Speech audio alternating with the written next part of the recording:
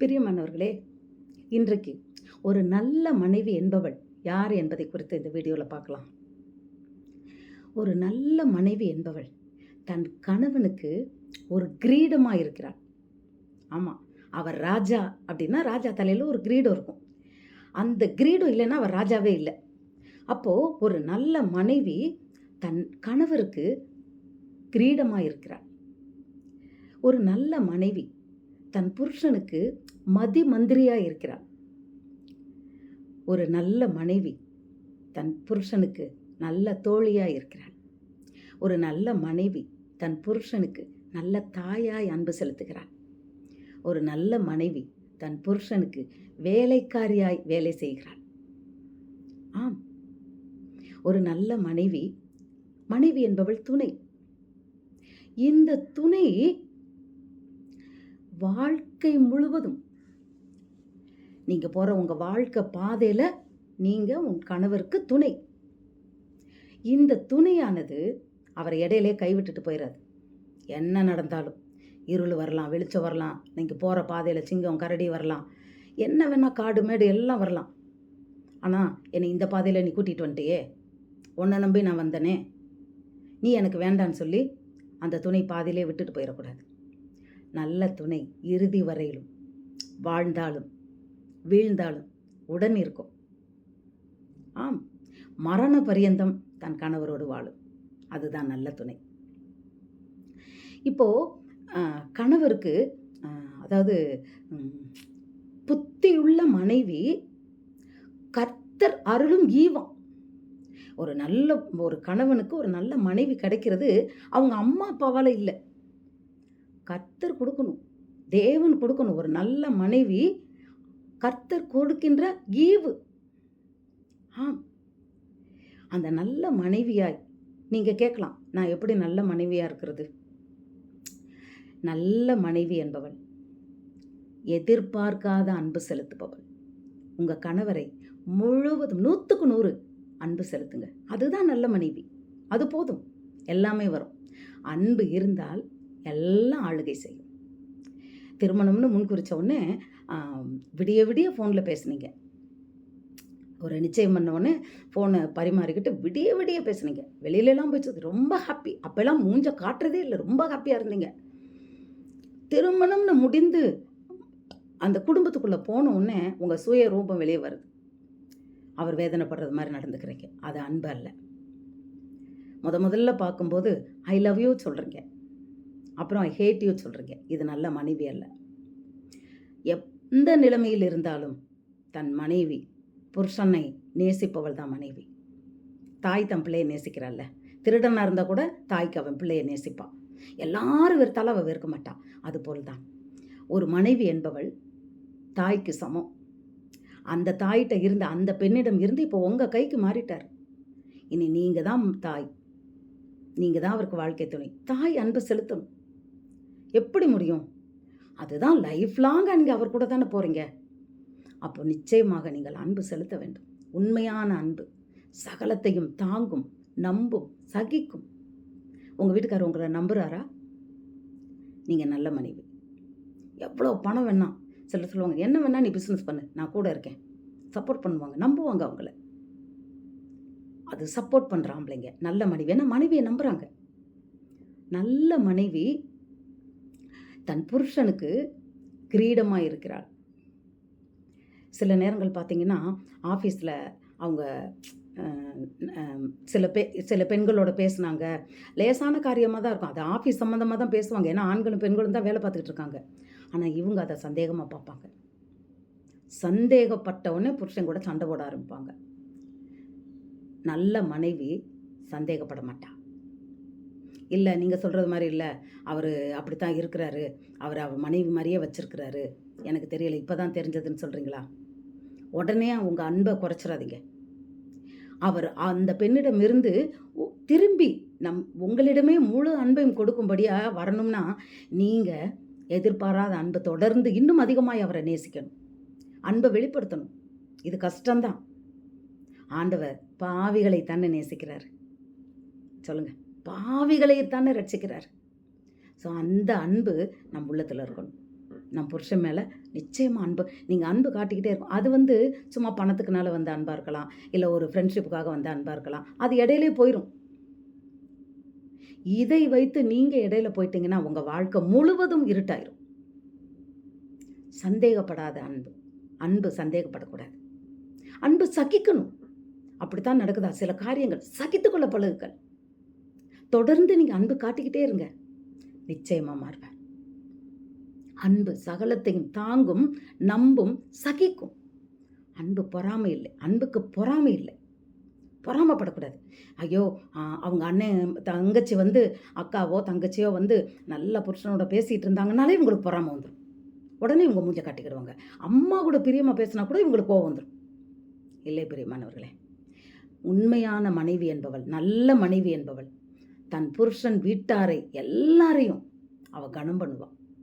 நல்ல மனைவி தன் மாமியாரையும் கனம் பண்ணுவாள். தன் தாயா நினைப்பா. அவங்க மதரின்லா, உங்களுக்கு அம்மாவா வந்தவங்க தான். ஒருவேளை அவங்க வயதான காலத்தில் அவங்க கூட கொஞ்சம் கோவிச்சுக்கலாம், நீங்கள் சில செய்கிற காரியங்கள் பிடிக்காமல் செய்யலாம். ஆனால் நீங்கள் அன்பு செலுத்துங்க. அதுதான் நல்ல மனைவி. நல்ல மனைவி தன் புருஷனோட சத்தத்தை விட ஒசத்தி பேசக்கூடாது. புருஷன் பேசினார்னா அதுக்கு மேலே எக்கிக்கிட்டு நீங்கள் பேசுனீங்கன்னா நல்ல மனைவி இல்லை.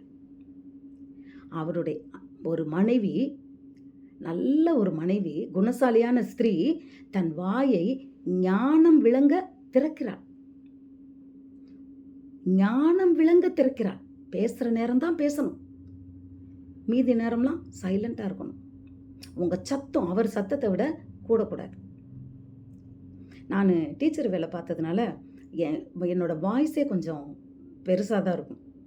பிள்ளைங்கிட்ட பேசினாலும் என் கணவர்கிட்ட பேசணும். அப்போ அவர் சொல்லுவார், நீ ஸ்கூலில் பாடம் நடத்துகிறியா இல்லை வீட்டில் எங்களுக்கு பாடம் நடத்துகிறியா அப்படிம்பார்.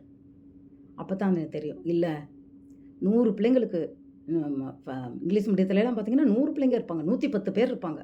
மைக்கெல்லாம் கிடையாது, நான் தான் கத்தணும். அப்போ நான் சொல்லுவேன், இந்த மாதிரி 100 பிள்ளைங்க 120 பிள்ளைங்கன்னு கத்தி கத்தி தொண்டை இப்படி ஆயிடுச்சு, சாரிப்பா அப்படிம்பேன்.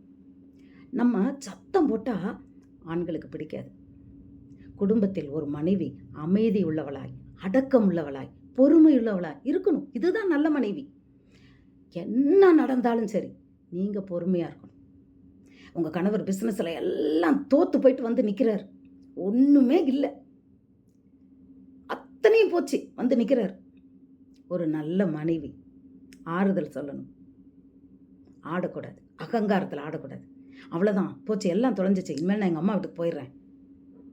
துணையை விட்டுட்டு போகிறீங்களே, உங்களுக்கு என்ன அன்பு இருக்குது? நீங்கள் நல்ல மனைவியா? கூட இருந்து பாருங்க, சீக்கிரமாக விழுந்த இடத்துல இருந்து அவர் எந்திரிப்பார். தைரியம் கொடுங்க, அவருக்கு உற்சாகம் கொடுங்க, ஆலோசனை கொடுங்க. ஒரு மந்திரியா இருங்க. ராஜாலாம் அவருக்கு ஒன்றுமே தெரியாது, மந்திரிகள் தான் ஆள்றவங்க. அவங்க தான் ராஜாவுக்கு ஆலோசனை சொல்லுவாங்க. மந்திரி ராஜா எதுவும் நடந்தவொடனே என்ன செய்வார்? கூப்பிட்டு மந்திரியை தான் கூப்பிட்டு பேசுவார். அதுபோல் தான் நீங்கள் மந்திரியாக இருங்க. நான் சொல்கிறேன், என் வீட்டுக்காரர் கேட்க மாட்டேங்கிறாருன்னு சொல்கிறீங்களா? பரவாயில்ல, ஒரு நாள் கேட்பார். சோர்ந்து போயிடாதீங்க. உங்கள் குடும்பத்தில் உள்ள எல்லாரையும் அணைச்சி போங்க. எல்லார் மேலேயும் அன்பு வைங்க. ஒன்றுமே இல்லை, நீங்கள் நல்ல மனைவியாய், நல்ல மருமகளாய் அந்த குடும்பத்துக்கு ஒரு விளக்காக இருக்கணும் நல்ல அப்படின்னு உங்களை சொல்கிறதா இருந்தால் அன்பு ஒன்று தான் பிரியமானவர்களே. உங்களுக்கு அன்பு இருந்தால் நீங்கள் யாரையும் நேசிப்பீங்க. உங்கள் வீட்டார்கள் நிச்சயமாக அவங்களுக்கு இன்றைக்கி உங்கள் கணவர் ஏம்மா இன்றைக்கி விருந்துக்கு வர்றாங்கம்மா, இந்த மாதிரி வர்றாங்களாம் அப்படின்னு உடனே இவங்க டங்கு டங்கு டங்கு டங்குன்னு ஆட ஆரம்பிச்சிருவாங்க. ஐயோ, எனக்கே ஆஃபீஸில் அந்த பிரச்சனை இந்த பிரச்சனை, என்னால் லீவ் போட முடியாது, என்னால் சமைக்க முடியாது, இதெல்லாம் முடியாது, நீங்கள் எங்கனாலும் வெளியே போங்க, இன்னொரு நாளைக்கு போங்க, நீங்கள் வெளியே போய் அவங்களோட சாப்பிட்டுவாங்க, எனக்கெல்லாம் கூட வர டைம் இல்லை. இது நல்ல மனைவி அல்ல பிரியமானவர்களே. நல்ல மனைவி ஆஃபீஸுக்கு லீவ் போட்டு வர்றவங்களை கவனிக்கணும். நீ முதல்ல வீட்டுக்கு மனைவி, அவருக்கு மனைவி, அப்புறம்தான் உங்கள் ஆஃபீஸில் நீங்கள் வேலை. மற்றது குடும்பத்துக்கு தலைவி நீங்கள். முதல்ல குடும்பத்தை பாருங்கள், அப்போ அமைதி தானாக இருக்கும். நீங்கள் இல்லாமல் போனாலும் ஆஃபீஸில் போய் என்ன வேலை செய்வீங்க? சண்டை போட்டுட்டு போயிருக்கீங்க, ஒரு வேலையும் இப்போ அங்கே ஓடாது. அங்கே மூஞ்ச மூணு வச்சுக்கிட்டு கூட 4 பேரோட சண்டை போடுவீங்க. அன்னைக்கு நாளே தொலைஞ்சிரும். வீட்டுக்கு வந்தால் திருப்பி சண்டை. இல்லை பிரியமானவர்களே, நல்ல மனைவி அமைதி உள்ளவளாய், அடக்கம் உள்ளவளாய், அந்த குடும்பத்துக்கு ஆசீர்வாதம் உள்ளவளாய் இருக்கணும். ஒரு நல்ல மனைவி தன் புருஷன்ட்ட எல்லா விதத்திலுமே உங்களுக்கு பிடிக்கல சில காரியம், பொறுமையாக இருங்க. பொறுமையாக இருந்து அந்த காரியத்தை மேற்கொள்ள பாருங்க. நிச்சயமாக மாறுவார். தேவனிடத்தில் உங்கள் விண்ணப்பத்தை வைங்க. ஒருவேளை என் கணவர் அந்த மாதிரியெல்லாம் இருக்கிறாரு, இதெல்லாம் மாறணும் அப்படின்னு நினச்சிங்களா, அமைதி உள்ளவளாய் பொறுமை உள்ளவளாய் தேவனிடத்தில் சமூகத்தில் விண்ணப்பம் பண்ணுங்க. கர்த்தர் அவரை மாற்றி கொடுப்பார். புத்திசாலியான மனைவி வேற, நல்ல மனைவி வேற. நிறைய பேர் புருஷனை விட ரொம்ப புத்திசாலியாக இருப்பாங்க, புருஷனை விட நிறையா சம்பாதிப்பாங்க, நிறையா டேலண்ட் இருக்கும். அதுக்காக அவங்க நல்ல மனைவி அல்ல. மனைவி, எந்த புருஷன் மனைவி என் மனைவியை போல ஒருத்தி இல்லைன்னு சொல்லி உங்களை மனதுக்குள்ளே புகழ்கிறாரோ, வெளியே சொல்ல மாட்டார், ஆனால் மனதில் புகழ்வார். என் மனைவி போல வருமா, கடவுளுக்கு நன்றி சொல்வார், இந்த மாதிரி ஒரு மனைவியை கொடுத்ததுக்காக நன்றின்னு.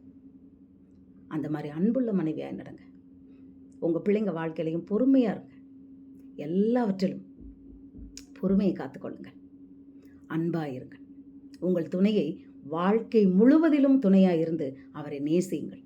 அவருக்கு வியாதி வந்தாலும் சரி, அவர் வேலை போனாலும் சரி, என்ன நடந்தாலும் கணவரை நேசியுங்கள். நம்ம கிறிஸ்தவ திருமணத்தில் நம்ம சத்திய பிரமாணம் பண்ணி தான் நம்ம அதை எடுக்கிறோம்.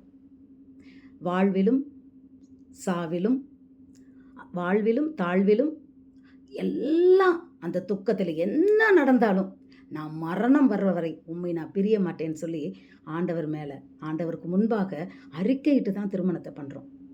ஆனால் இன்றைக்கு அதை மறந்து விடுகிறோம். நல்ல மனைவி கடைசி வரையிலும் துணையாய் நிற்பாள்.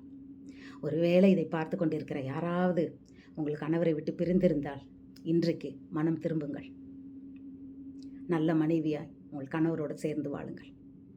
கர்த்தர் உங்களை ஆசீர்வதிப்பாராக. God bless you.